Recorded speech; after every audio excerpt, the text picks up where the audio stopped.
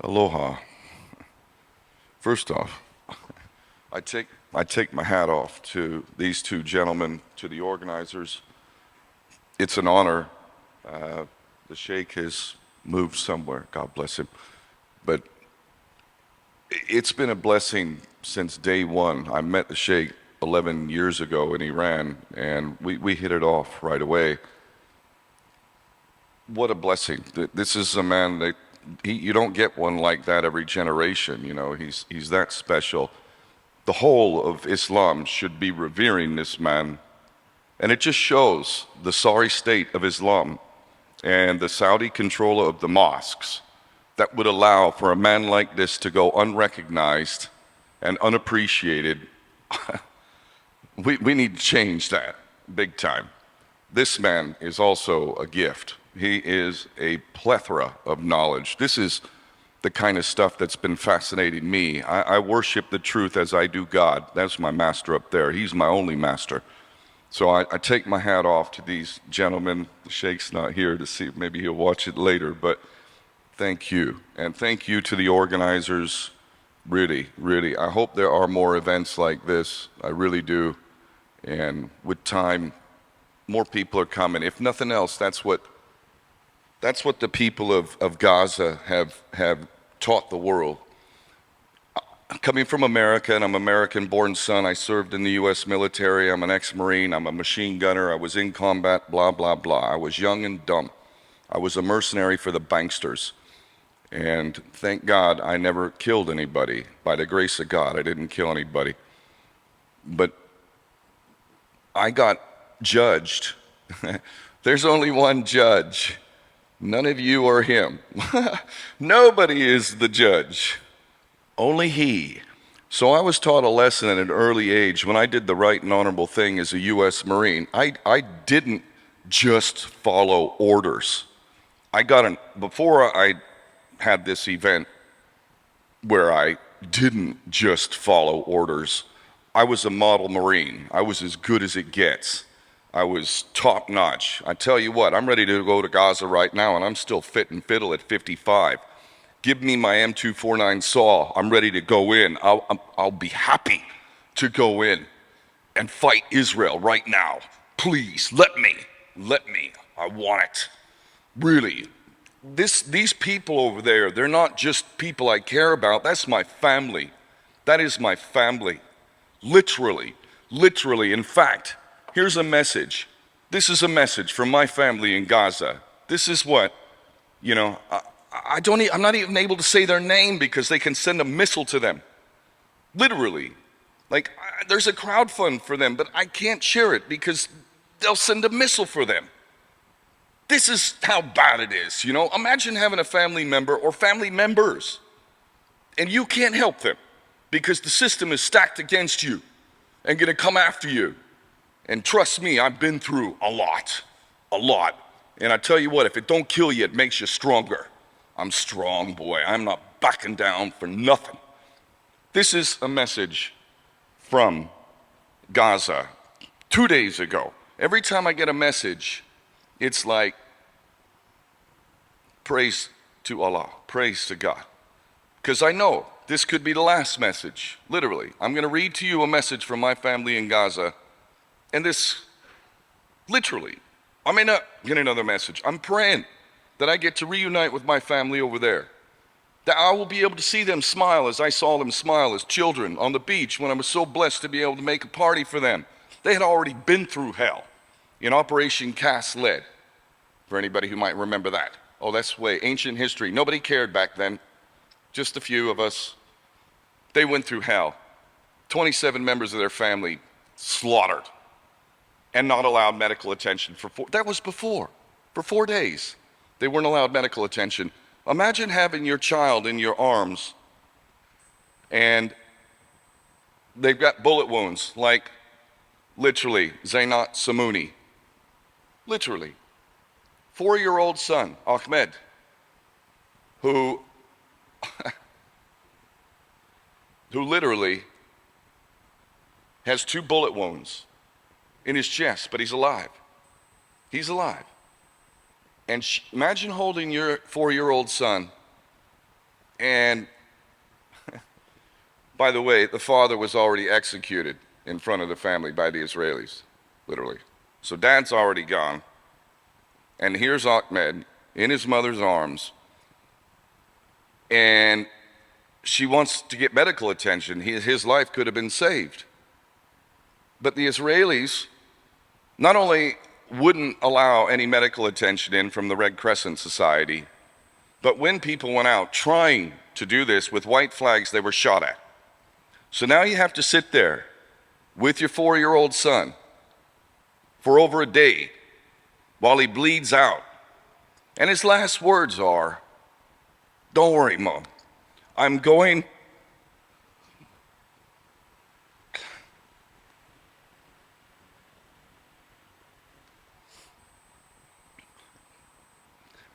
to be with Dad."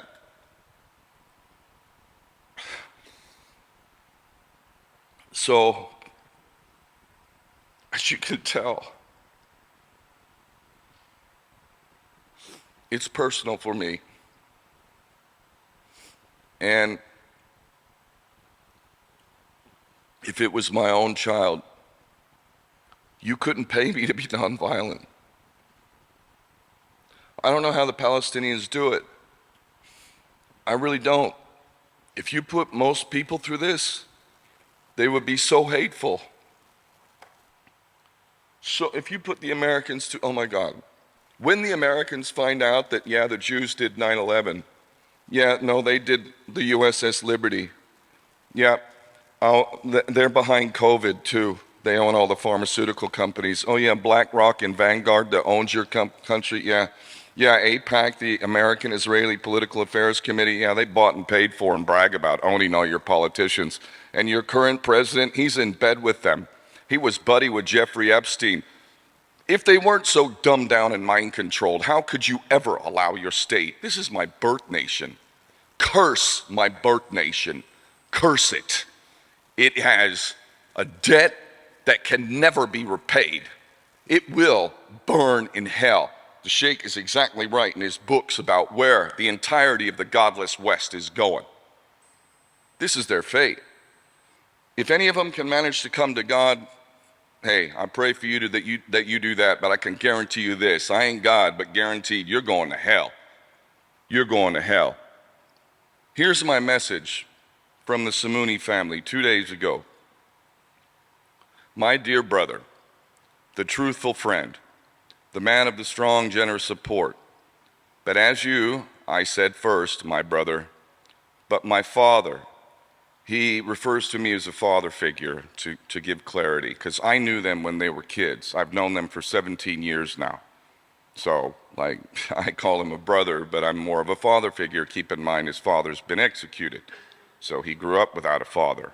I had an abusive father. So, you know, I can only imagine what it would have been like to have a loving father. So anyway, that's the context of referring to me as a father, who I am proud of everywhere. For he's proud of your reassurance, support, and prayers that will not leave us, for your love and your love for me and my family in Gaza. My brother, you are the one who has not and will not be absent from us for a moment. These criminal days are the bloodiest and devastating: bombing, death, hunger, destruction, and displacement. We do not know what is following us as the war continues to exterminate and famine that we have been living in daily for 2 months. It is the deadly death, not the missiles of this American Zionist enemy. The children and population are dying of starvation, my brother. What kind of person with a heart can imagine and bear these scenes? People are dying, and the body is a skeleton, not to mention the pieces, blood, and scattered meat. Brother, we only want these massacres to stop.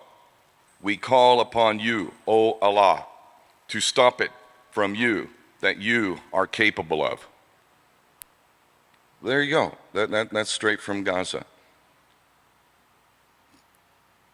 Every good thing I've ever done, all praise to God. And the thing was, when I was young, I have to thank my dad because he was abusive and he didn't love me proper. So that just motivated me. It was like, I will impress you, Dad. I will. So these gentlemen have covered the New World Order so well that I can hardly top it. And I've obviously given you a taste of what's happening in Gaza right now. But definitely where I want to go with this, and this is why I share what I share now, is what can we do about it? Because my attitude from day one has been, if there's a problem, well, are you doing something about it? Is someone else doing something about it? Are they truly doing something about it? Are they pretending like they're doing something about it? And if they are, then you do it. You go do it. Don't sit there and wait. Why are you waiting for someone else to do what you can do yourself? Why? Why? Who are we waiting on? What are we waiting on, the United Nations? Are we even waiting for our own governments and militaries? Does the capacity exist right now for people, if they united, to come together and say, you know what, we're doing this? Yes, that possibility exists. Anybody who says otherwise, I beg to differ. We can sit and hide behind the excuses all we want, but have we all, and when we look ourselves in the mirror, have we done everything that we can? Have we? See, the man that I respect, the man I need to see looking back in the mirror at me, is the man who did his best, who wasn't afraid, who stood up and said what needed to be said. That's the man I respect. In order for me to even have respect for myself and peace of mind, which I do, is that, one, I don't underestimate what my best is. I don't. Why set the bar so low? You know, listen, if you set a low bar, then you damn well better achieve that. Otherwise, you're not doing your best. You're lying to yourself. And even the term, inshallah, don't use that as an excuse. God wills you to put your best effort forward. Does anybody doubt that? Do you think God doesn't wish you to do all that you can do? To be in service? To sacrifice? Is that not the definition of a godly person, man or woman? Or is it about how many prayers we say? Or how many good politicians we support? Or how many charities we do? And how many of those charities are we really watching? How much is being used on the back end for admin? How many of the agendas within the charity are subverting the very people that they're proclaiming to help? Such as the case of Western charities, which made the Palestinians put issues like homosexuality and transgenderism. Remember the Israelis talking about how, oh, we're so liberal and the Palestinians are throwing homosexuals off buildings and stuff. Does anybody remember that? I do. I've been watching. This is their cell to the west. And by the way, where is the epicenter, the mecca of homosexuality, transgenderism, and pedophilia? And take a guess. The Jewish state of Israel. Yeah. And by the way, pedophiles who go and rape the Goyim in America and Europe, guess where they get to run, where there's no extradition treaties? Oh yeah, the Jewish state of Israel. I've been saying Jewish state of Israel, and I've been getting pushback from people who are supposed to be on my side because, oh, it's not all the Jews. I'm sick of that programming. I'm sick of that. I'm sick of it. Every single one of you Jews who is behind usury, who are posing as liberal, when in fact you are what Jesus referred to as the synagogue of Satan, I make no apologies. You are my enemy. My duty is to fight you to the end, literally. And I'm a man, for Christ's sake. What is a man's job?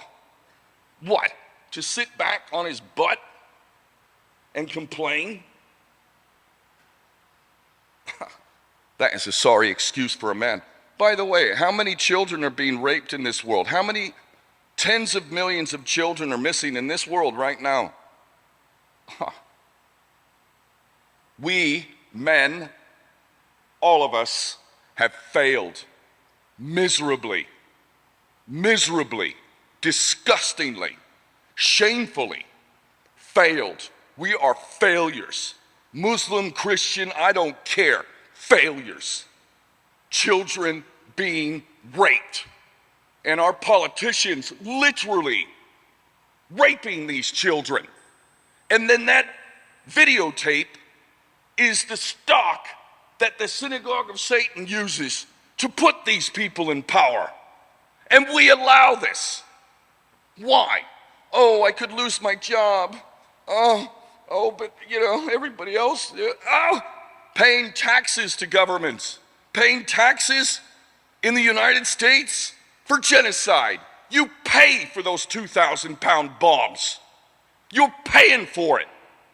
Oh, but tell God that you protested. Do you expect God to give you a ticket to the kingdom of heaven when you paid for genocide? You paid for the burning of children. You paid for the burying of men, women, and children. You paid in support of the synagogue of Satan, otherwise known as the Jewish state of Israel. Good luck with that. No, I refuse, absolutely refuse. And I call on all men to look yourself in the mirror. Are you the best man that you can be? Are you? Are you being a proper Muslim? Because I'm going to say it straight, there's a lot of fake Muslims out there. And many more fake Christians.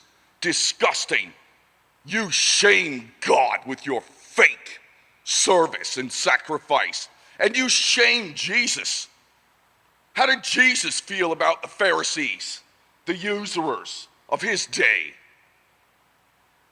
Well, I think he felt pretty strongly about that when he came out the temple and he saw the banksters of his day.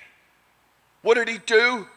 Upturn the tables, splash their dirty usury gold all over the place so that the people could grab what they could.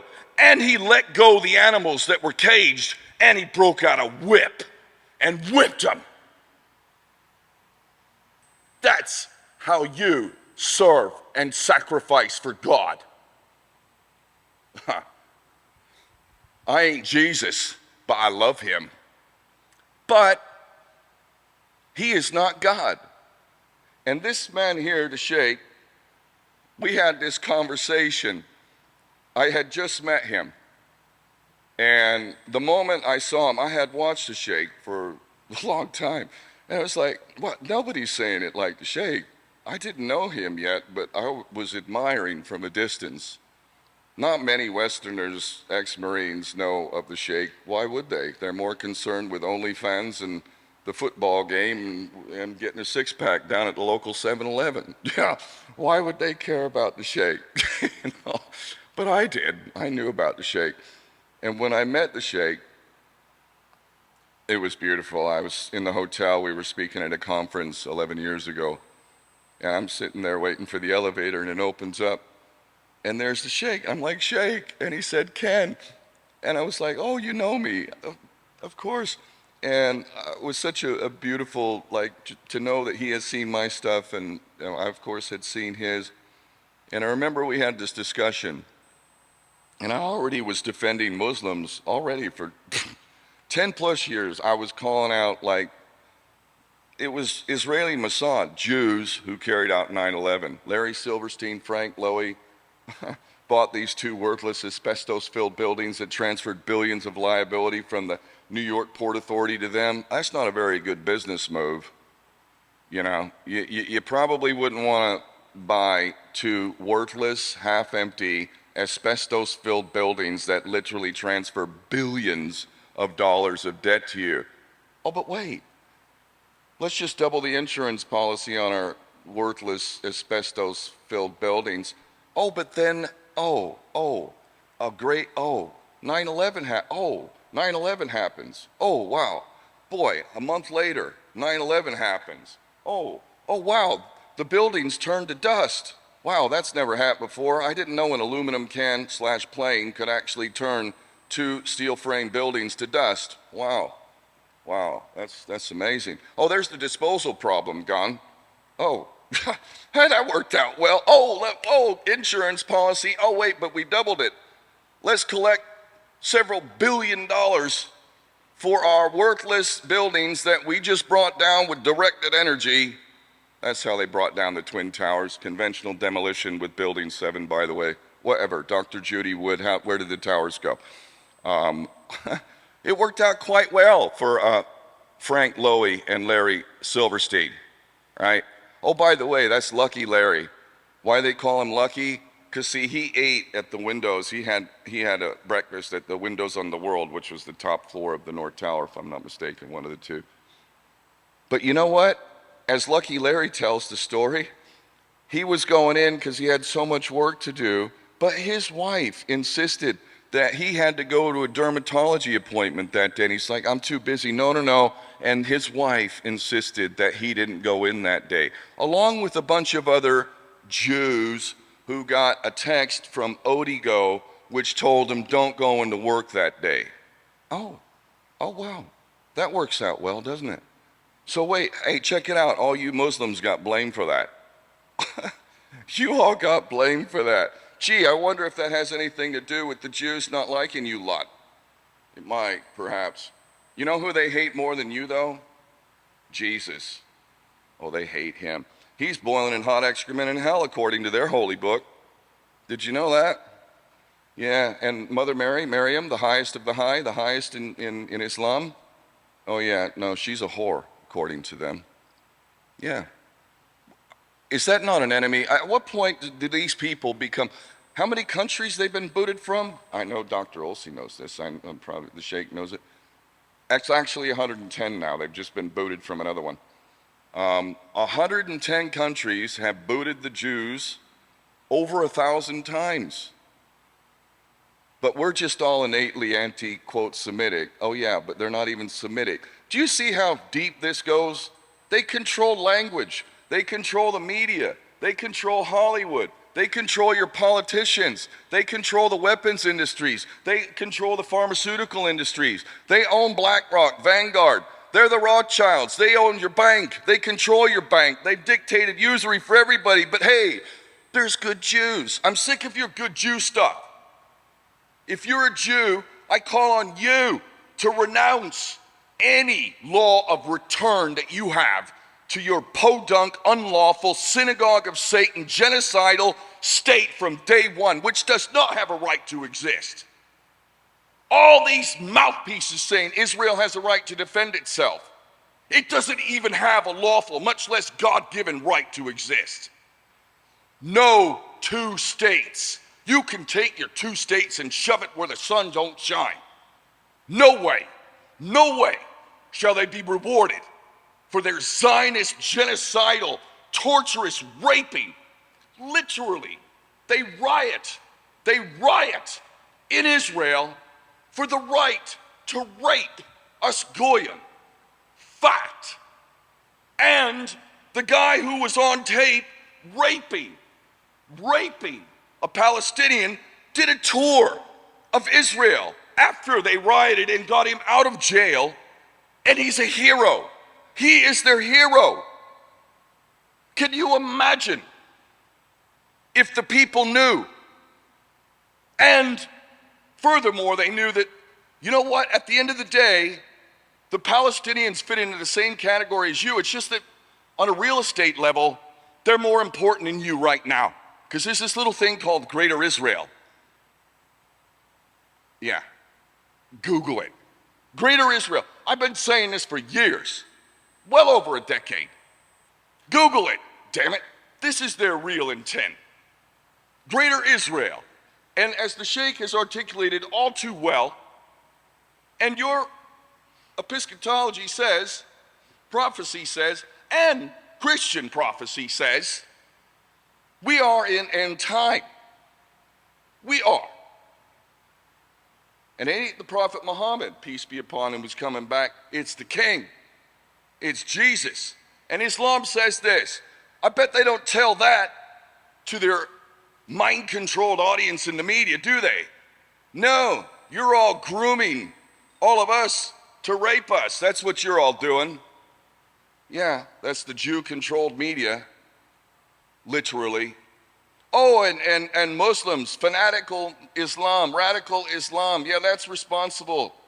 19 dudes with box cutters overpowered the entire might of the U.S. military-industrial complex, took out 3 planes, several buildings, and all masterminded from a guy on dialysis who was in a CIA hospital a month before, who's hanging out in a cave in Afghanistan without a cell phone. You have to be mind-dumbingly brain-controlled to believe this. This shows the sorry lot. And here's another big lesson for everybody. This is a hard one.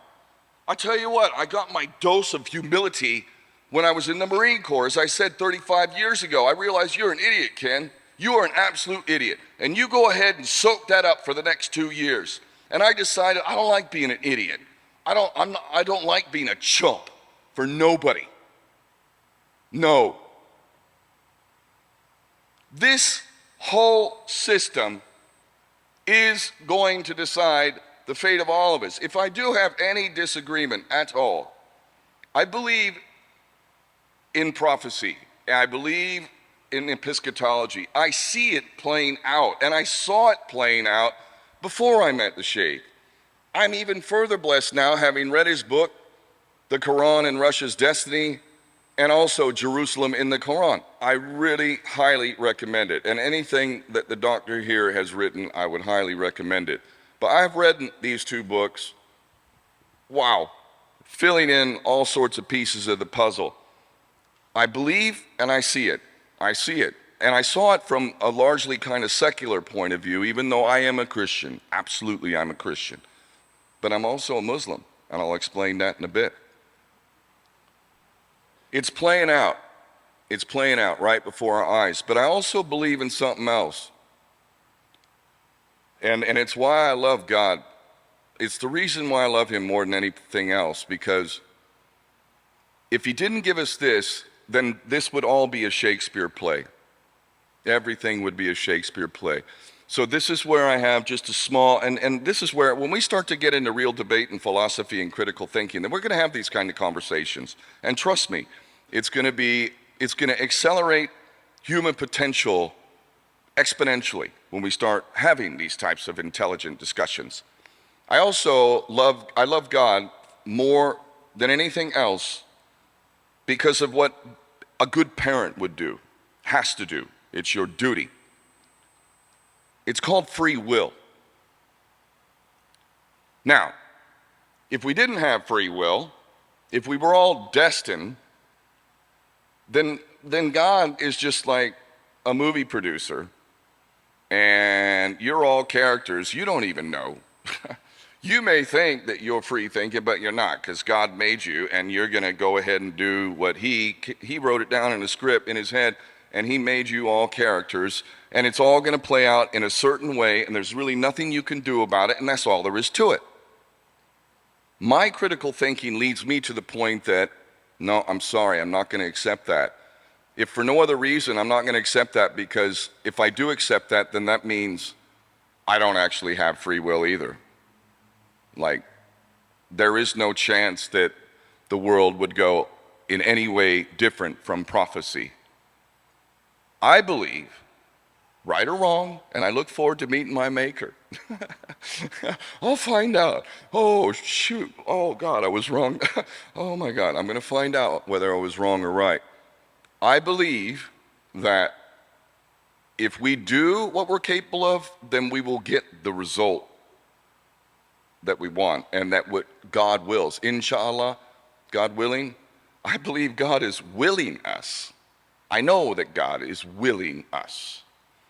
But I find it hard, if not impossible, to believe that it is just simply what it is, and that free will, if you look at the world and the state of the world today, and we're being really honest here, how many people are truly servants of God? Let's be honest.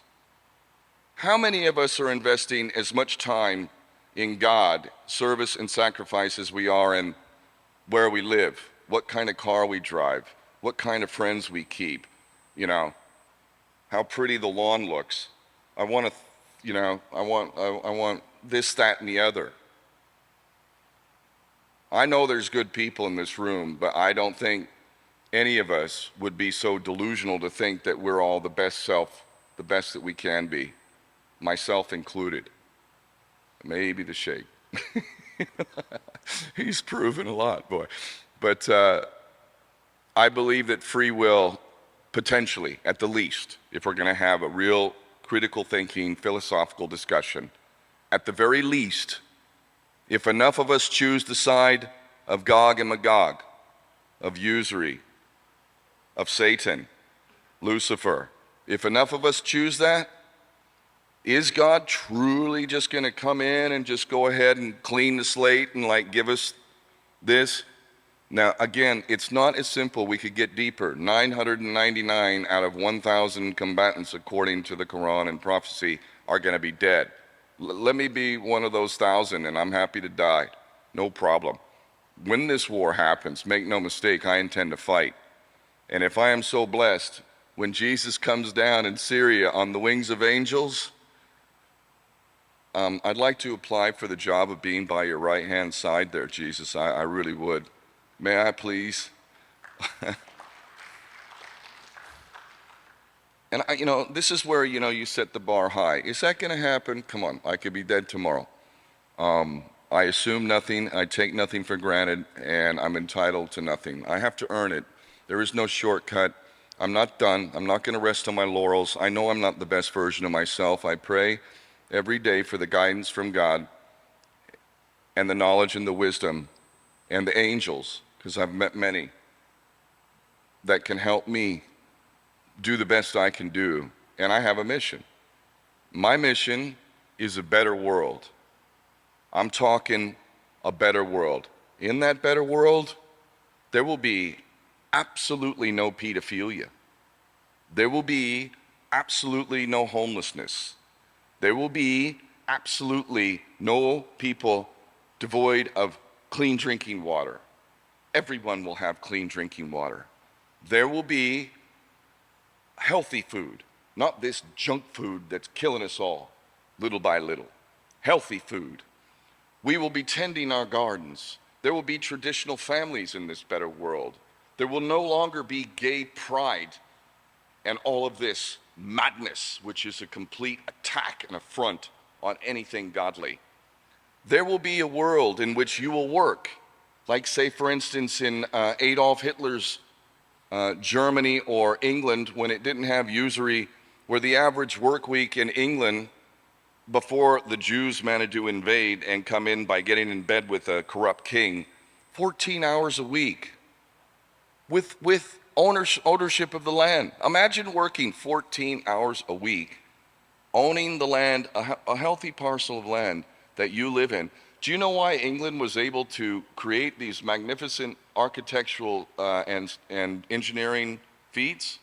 Because when you have a 14-hour work week and you're doing well and you're not worried about paying bills, what does a healthy man want to do?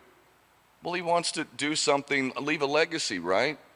So why not work on magnificent cathedrals or bridges or infrastructure? And, why not? Wouldn't that, I don't know, to me that sounds like fun. That sounds like food for the soul right there. That's what they were able to do until the Jews came in. And by the way, we can just see this pattern over and over and over. It's like a broken record. Every time they get their dirty, usury mitts on our leadership, it's the same pattern. Maybe that's why they've been kicked out 1,000 times from 110 different countries, or maybe we're just all anti-Semitic, which we're not, because my kids are Semitic. They're Palestinian, which is actually Semitic. And you guys aren't even from that region. That's why you've outlawed DNA testing, because it would prove that you have no genetic claim, no biblical claim. You have no claim whatsoever, but I'm anti-Semitic because I call out you fake Jews? Look at how much control they have, that we have to even kowtow to their language. By the way, I'm proud to be an anti-Semite in the context of what they're saying. If you're not being called an anti-Semite, you ain't doing nothing. Literally. Thank you. I'm happy to be called an anti-Semite in your context. But I'm still confused about my hatred of my own kids and the mother and all that. I'm trying to work that one out. We can make this better world. The better world that I see has all of these beautiful things that I'm talking about. It does not resemble this world, by the way. And if I live to see the day, I'll tell you what, I'm already such a blessed man. If I live to see that day, then I mean, I've already been divinely touched on a multitude of levels. But if I live to see that day, I'm the most blessed man, who's as blessed as any man who's ever walked this earth. If I see that day, I never thought I'd see that day. I don't expect to see that day. I don't anticipate or and have any entitlement, or I don't care. I will happily die, tortured, raped, burned alive, whatever. If that's what I got to do, so be it. But I will die with my honor. This I can assure you. I will die with my boots on, as we say in America. And in this better world, this is honestly what I want. Like, if I have the opportunity, like before I'm going, I'm leaving, I'm departing this mortal realm, to enter into the ultimate fate, good or bad. Am I going into the eternal hellfire, or am I got my ticket, my first class ticket to the kingdom of heaven? I don't know. I'm not entitled. I am a sinner. I have many areas to improve. I will not in any way assume that it's good, bad. I'm just going to do my best to earn this one instead of that one. I hope, whatever, man. You know what? I accept. I'm humble. I really do accept. But if we create this better world, I swear everybody's going to do this. They're going to do, this is what it's going to be. It's going to be like, duh. Why didn't we do that sooner? Literally. Literally. And by the way, Islam and Christianity, it gives you a blueprint. It gives you a blueprint. Here's where we're all sinning. By the way, I've never paid any income tax ever in my life. Never voted in their sham elections. So I'm trying my best to get my ticket to heaven. I left my family in England, and I left America long ago, because if I'm even buying one item and even one penny is being used to carry out genocide with my money, no, I don't respect that, man. I can't do that. I don't want to have to stand before God and justify why I didn't leave that country where my taxes were being used to pay for genocide. That don't work for me. So I left that. Nonetheless, and I don't have any credit, by the way. No credit cards here, but I also have no debt. How many of you have credit cards? So what, you driving a nice car? You got some nice toys? How much debt you got? Do you own that home? Or do you have a mortgage? What's a mortgage? That's a death grip. You have mortgage, and you have usury, and you have interest, and we're all participating in it to one degree or another. I've done everything to extricate myself from that, because I know what it is. It's a big old sin. It's an unacceptable sin. It's a reflection of the godlessness of the world we live in, and the duplicity and hypocrisy of many who call themselves Christians and Jews. Excuse me. No, they're at least somewhat more honest about their fake Torah. By the way, I give a shout out to the real Jews, although I tell you what, I have too much experience with them, like Neturei Karta and the Orthodox, the ones who are refusing to serve right now and who are getting beat in Israel right now. Love and respect, okay? I could happily share that space with them. I could. But they reject usury. They do too. They also respect the Sabbath. For us Christians, you're supposed to respect the Sabbath. There's supposed to be a day of rest. How many of us do that too? Even I'm breaking that still. I'm trying to really get no more of that. Take that day off. For us, it's Sunday. I know it's different in yours. But we are involved in usury, if we're going to be honest. Too many of us. And we are involved in complicity with crimes, whether it be corruption within our government. I mean, here you're not paying for genocide, by the way. This is why I came here. That, and I've met Dr. Mahathir. Wow, what a beautiful man. We don't have a leader like that. Listen, you're entitled to your view of this man, but in terms of what I have watched this man say geopolitically and calling out the Jews, you guys have the best damn leader, literally, in the international scope. I'm putting him up there with Gaddafi, who, wow, say whatever you want about him. He ended usury, completely liberated his country, did a magnificent aqueduct that brought water to a desert and created agricultural land. He did all the things Adolf Hitler did, by the way. Adolf Hitler did all this. I'm not going to get into the Havara Agreement, and I really want to talk to Sheikh about that and whatnot. I do not subscribe at all to the belief that he was working for the Jews and that the Havara Agreement was that. I will say this. My opinion, based on my understanding of the man, I've read Mein Kampf, I've studied history. If he was working for the Jews, then I just don't know why they would have allowed him to outlaw usury, to arrest 5 Rothschilds, to liberate his people, to bring pride back to Germany, to wipe out the Weimar Republic debt, which turned their Reichsmark into worthless money. A wheelbarrow of Deutschmarks would buy you a loaf of bread. By the way, that's coming to the whole world. So nobody looks at World War II. Oh, Adolf, 6 million, gas chamber. Oh, God, shut up with that mind-controlled programming. That's a lie. Who told you that lie? The same people who told you all the other lies. By the way, here's a comparison. Here's a likeness between Palestine and Germany. You want to know what it is? Here's a little connection I made, which, I don't know, if we were all kind of thinking about it, we'd be like, oh, wow, yeah, oh, yeah. Okay, did you know that in 1933, when Adolf Hitler, a war hero, by the way, a proper man, he was against war, the amount of times he offered really accommodating peace deals with the Jew-controlled British Empire under the drunkard Winston Churchill and the Soviet Union. What the hell is that? That's the exterminating Christianity Soviet Union, where anti-Semitism is punishable by death and the Christians were killed by the millions, aligned with Christian America and Britain. What? How does a Christian nation ally with a nation that literally mass murders you if you preach the gospel? How does that happen? Oh, wait, maybe because the Jews run all 3 of them.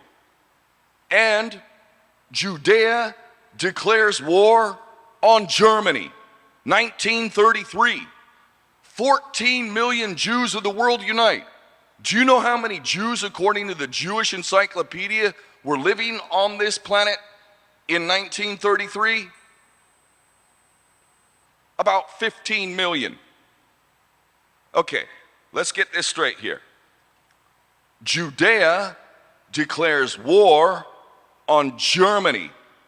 Subtitle, subheading, 14 million Jews of the world unite calling for the destruction of Germany. I'm sorry. So wait, the whole of Judea, over 90%, by the way, in Israel, throughout this entire genocide, 98% approval from the Israeli citizens for the genocide. The only thing they're concerned about now is getting back their chosen ones. And they're a little pissed off with Netanyahu's real name is Milikowski, by the way. They all changed their names. So anyway, getting back, 98% of the Israelis today support the genocide of the Palestinians. Fact. I have to respect the Israeli government. What did he just say? Oh, I do. I respect the Israeli government. You know why? Although Netanyahu's got his little angle right now, overwhelmingly they represent the true democratic will of their people. The true democratic will of England and America is not to go into this war, not to support the Jewish state, not to pay millions in welfare while we're homeless to the Jewish state. That's the true will of the people. But the government of the United States and Britain and in the entirety of the West does not represent the true will of the people. But in Israel, they do represent the true will of the people there because they want 98% support for genocide. So I respect them for that. I wish we had a representative democracy like they do. Never mind the whole apartheid reality of it all. You know. So, 1933. Judea declares war on Germany. Over 90% of the Jews of the world unite calling for the destruction of Germany. I have a book called Germany Must Perish by Kaufman. He created that word that's an insult called Nazi. Nazi. That's a derogatory term implanted in your mind by the Jews. A guy named Kaufman. They're actually National Socialists. And I can explain that just very briefly, and I'm going to move on. So 90+% call for the destruction of Germany. We're talking about total destruction of Germany. We're not talking about winning a war. We're talking about total destruction of Germany. Okay? Oh, wait. Oh yeah, that sounds like Palestine today. The Jewish state, what'd they say? Human animals? Is that what you said? Human animals. Are you calling for like using 2,000-pound bombs to take out entire buildings and then claiming how righteous you are because you dropped leaflets saying get out?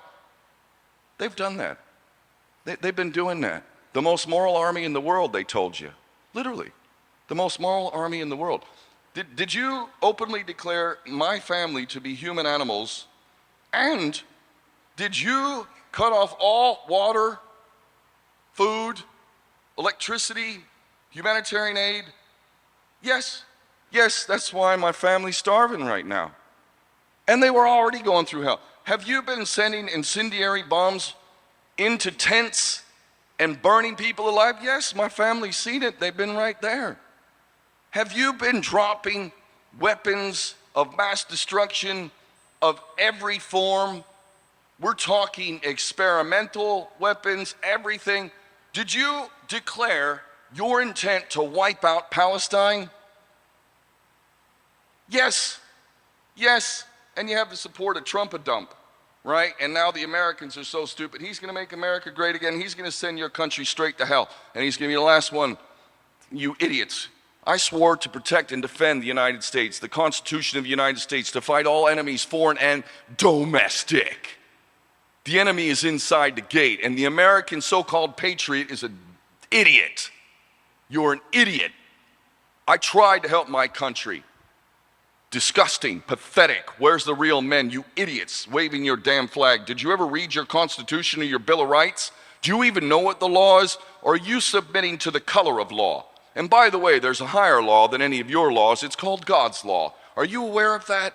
Do you answer to that? I'll tell you who answers to that, a proper Muslim. You want to know some real Muslims? They're called Hamas. Yeah, Hamas. What do you mean? Oh, let me tell you. By the way, are you unaware of the fact that basically all of the Palestinians, the thousands of Palestinians, we're talking children, thousands, and the rest of them are all raped and tortured in the prisons. I have met them. I have met dozens. I have met Ismail Haniyeh, former prime minister, God bless him, who was martyred last year, who gave me the key to the city of Gaza and awarded me Palestinian citizenship. I've met him, lovely man. I met the man who was friends with Sheikh Yassin, the founder of Hamas, literally, in London. I met him. He used to hang out with Sheikh Yassin as a kid in Gaza. Of course, I asked about the Sheikh. What a beautiful man. I just told the mother of my children about Sheikh Yassin, or another friend, and she didn't know. She loves the Sheikh, by the way, but she didn't know Sheikh Yassin and the founder of Hamas. He's similar to the Sheikh here. Like, Sheikh Yassin was just like such a sweet old man, and he had spent 23 years, I believe, in prison, tortured, through hell. And when he came out, he came up with this idea, the Islamic resistance, Hamas. That's the founder of Hamas right there. He's more Muslim than, I don't know, probably any of you, barring the Sheikh, literally, because he stood up for his people. Does God command you to lay down and just allow your people to be genocided in all your land? No, he does not. God is calling on you to do what you must do and to fight. And so Sheikh Yassin, they hit him coming out of the mosque.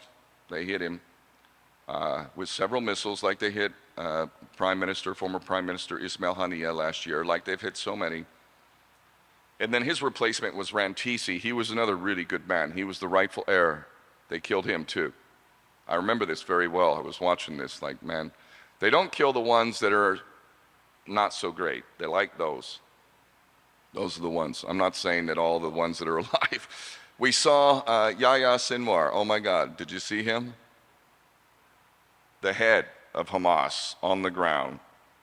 The Israelis were like saying that he was a coward. They were basically, every accusation the Israelis make is actually a confession. Literally. Like, literally. Whatever they're accusing me of, I'll tell you about me too. Whatever they're accusing the Palestinians of, mark my words, that's what they're doing. You know? And the Palestinians aren't doing that. So, Hamas, I've been on, they don't invite me on Hard Talk and CNN and any of them anymore. Their policy with me now is like, pretend like you don't exist. And even people who are supposed to be on my side, people like Candace Owens or Tucker Carlson, or just any of these people that have big platforms. It's like, I'm sorry, have you not heard of me?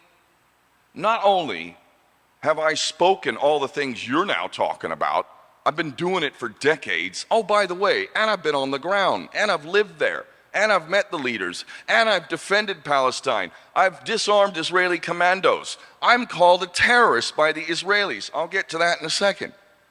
But apparently you don't know about me?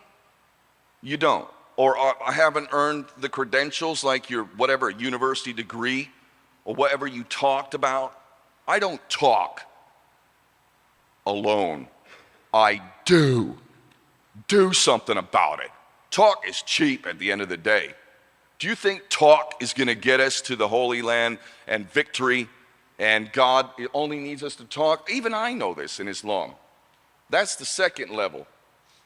The first level is you got to at least reject and not participate in injustice.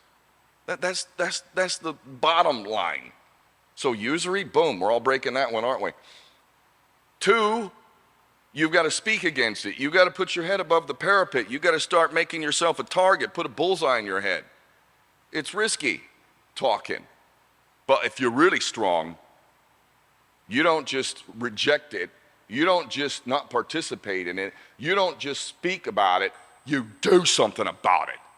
You're a warrior for God. And if you ask me, that's the highest of the high right there.